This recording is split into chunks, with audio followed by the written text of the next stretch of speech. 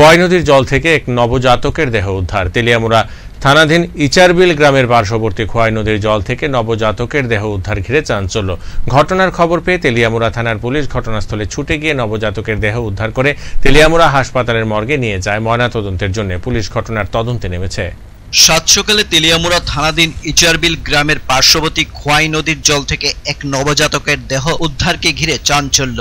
যদিও নবজাতকের দেহের উদ্ধারের বিষয়ে স্থানীয়দের অভিমত, কিভাবে এই নবজাতকের দেহ খোয়াই নদীতে পাওয়া গেল এ বিষয়ে তারা কিছু বলতে পারছেন না। তবে অনুমান করছেন হয়তোবা এর পেছনে কারোর অবৈধ পাপের ফসল এই নবজাতকের দেহ হতে পারে। যদিও ঘটনার খবর পেয়ে তেলিয়ামুড়া থানার পুলিশ ঘটনাস্থলে ছুটে গিয়ে নবজাতকের দেহ উদ্ধার করে তেলিয়ামুড়া হাসপাতাল মর্গে নিয়ে যায় ময়নাতদন্তের জন্য।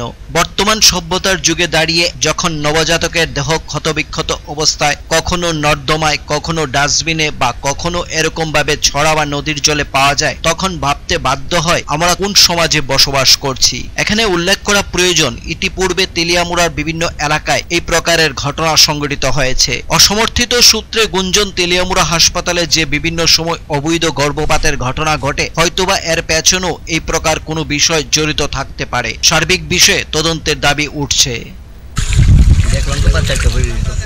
বাচ্চা কোন জায়গা, এটা এলাকাটা ইচারবিল এলাকা। কি মনে করতেছেন, কেমনে আইসে মনে করতেছেন হইতে পারে?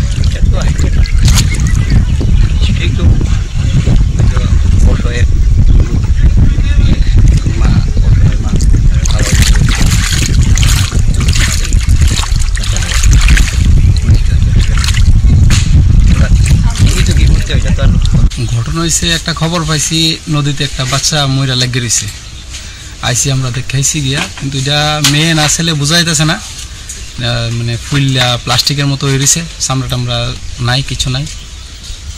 বাকি আপনারা পুলিশ এলে গিয়া দেখে কি ব্যাপারটা, মেয়ে না ছেলে। কোন এলাকা এটা? এটা ইচারবিল, তেলিয়ামুড়া ইচারবিল।